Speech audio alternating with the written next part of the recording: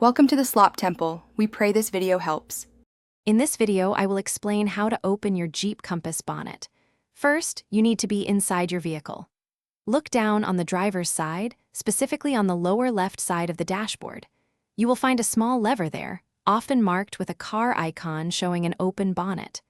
Grab this lever firmly and pull it towards you. You should hear a distinct pop sound, indicating the first latch has released. Now, exit your Jeep Compass and walk to the front. You'll notice the bonnet is slightly ajar with a small gap. Do not try to force it open at this point, as there is a secondary safety latch. Carefully reach your hand into that gap. You'll need to feel around under the lip of the bonnet. The safety latch is usually located near the center of the bonnet opening, sometimes slightly off-center. Once you locate the secondary safety latch, it's typically a small lever or a push-button mechanism. You might need to gently push it to one side, often to the left, or lift it upwards. While holding this secondary latch, lift the bonnet all the way up. It might feel a bit heavy.